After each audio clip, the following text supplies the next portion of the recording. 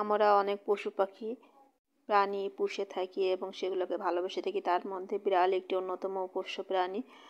তো বিড়াল সম্পর্কে আমরা অনেক কিছুই জেনে থাকি এবং অনেক কিছু অজানা আছে। তো আজকের ভিডিওতে আমি আপনাদেরকে বিড়াল সম্পর্কে ইসলাম কী বলে সেটা সম্পর্কে জানানোর চেষ্টা করব। রাসূলুল্লাহ সাল্লাল্লাহু আলাইহি ওয়াসাল্লাম বলেছেন, বিড়াল নাপাক নয়, এটা তোমাদের আশেপাশে ঘন ঘন বিচরণকারী প্রাণী।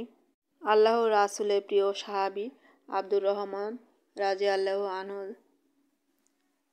জামার ভিতর পোষা বিড়াল নিয়ে ঘোরাফেরা করতেন।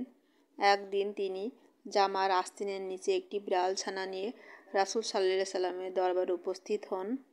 সে সময়ে বিড়ালটি হঠাৎ করে সবার সামনে বেরিয়ে পড়ল। এ অবস্থা দেখে রাসূল সাল্লাল্লাহু আলাইহি সাল্লাম তাকে রসিকতা করে ইয়া আবু হুরায়রা অর্থাৎ হে বিড়ালের পিতা বলে সম্বোধন করেন। এরপর থেকে তিনি মূল নামের চেয়ে আবু হুরায়রা নামে খ্যাতি লাভ করেন। আর সেদিন থেকে তিনি নিজেকে আবু হুরায়রা নামেই পরিচয় দিতে পছন্দ করতেন। আল্লাহর রাসূল সাল্লাল্লাহু আলাইহি সাল্লাম যখন ওযু করতেন তখন নিজের ওযুর পাত্র থেকে বিড়ালকে পানি পান করাতেন। এক মহিলাকে একটি বিড়ালের জন্য আযাব দেওয়া হয়েছে, কারণ বিড়ালটিকে আটকে রাখায় সেটি মারা গিয়েছিল। ফলে সে জাহান্নামে গেছে। বিড়ালটিকে আটকে রেখে সে খাবার পানীয় দেয়নি, আবার ছেড়েও দেয়নি, যাতে করে জমিনের পোকামাকড় খেয়ে বাঁচতে পারে। বিড়াল ঘরে থাকলে নামাজেও কোনো সমস্যা হয় না। রাসূল সাল্লাল্লাহু আলাইহি সাল্লাম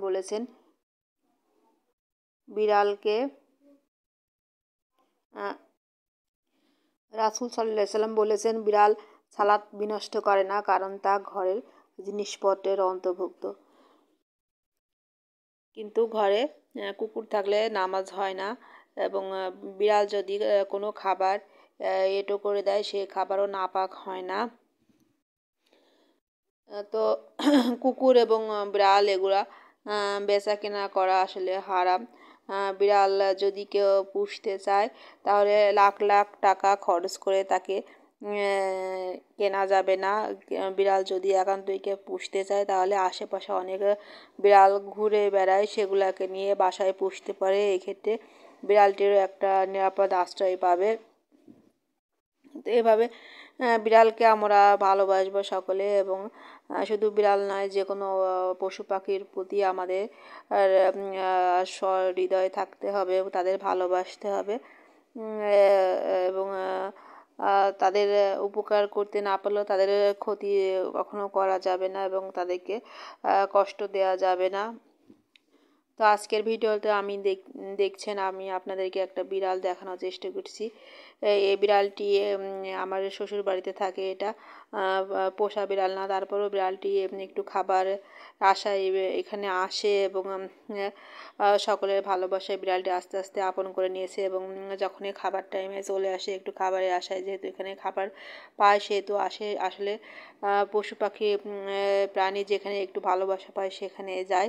তো এখানে দেখছেন আজকে বিড়ালটি একটা ইঁদুর ধরে খাচ্ছে এখানে।